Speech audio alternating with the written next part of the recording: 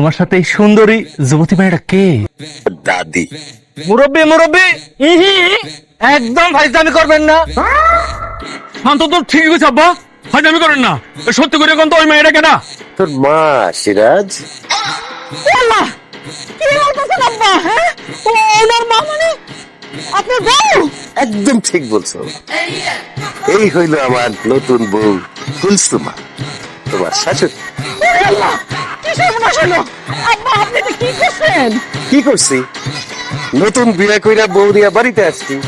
বৌমা, তোমার শাশুড়ি আম্মাকে বরণ কইরা দেওয়ার ব্যবস্থা করো। আরে রাখেন আপনার বরণ, আপনার লজ্জা করলো না এই বয়সে একটা ছোট মেয়ের বিয়ে করতে? এ আব্বা, তুমি কি পাগল হয়ে গেছো? আমার দাদার মতো এমন বুইরা একটা ভামরে এরকম যুবতী সুন্দরী একটা মায়া বিয়া করব? আমার মনে হয় কি আব্বা, আমার দাদা এই সুন্দরী মায়াটারে জোর করে উড়ে এলো হয়েছে। নাতি, তোমার দাদা আমার জোর করে তুলে নিয়ে আসে নাই।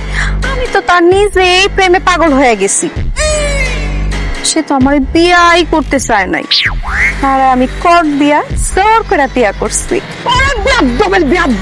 ফালতু মাইয়া, হ্যাঁ, মুখ দিয়া যা বাইরেছে তাই বলতেছস? হ্যাঁ, মনটা চাকে এমন বিস্তার দিয়া মুখটা একটা ছেঁচে দিয়ে দেই। এই মাইয়া, এই কারে বিয়া করছস তুই? হ্যাঁ, কারে বিয়া করছস?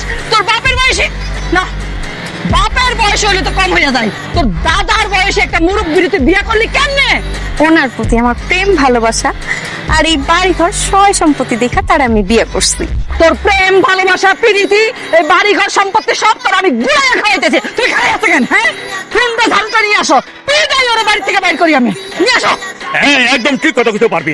এই তুই এই বাপের বয়সী মুরব্বী বিয়ে করছিস আমাকে বাড়ি ঘরে থাকার জন্য? এই বাড়ি ঘর থেকে তোর আমি ঝাড়া দিয়ে আসি বাইর করো। হয় শান্ত, এটা ধারণ নিয়ে যাইতেছি।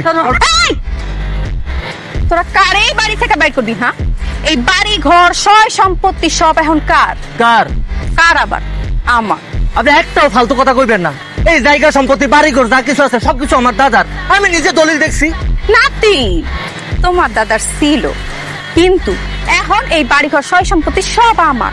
তোমার দাদার মতো এমন বয়স্ক মুরব্বীর আমি কি দেখা বিয়া করবো? সে আমার এই বাড়িঘর সয় সম্পত্তি সব কিছু আমার নামে লিখা দিছে, তারপর যাই আমি তারে বিয়ে করছি। তাহলে কি দাঁড়ায়? এই বাড়িঘর সয় সম্পত্তি সব কিছু এখন আমার। মিশা কথা কোনো জায়গা পাস না, না? এই বাড়িঘর সয় সম্পত্তি তো তোর নামে। এই আব্বা, হাত করে খাড়া আছেন কেন? কোন না, মিশা কথা কইতেছ না? কুলসুমা ঠিকই বলতেছে বৌমা।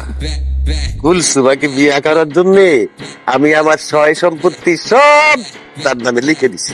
অসম্ভব, এটা হতে পারে না। আব্বা, আমি বিশ্বাস করি না, আমি কিছুতেই বিশ্বাস করি না।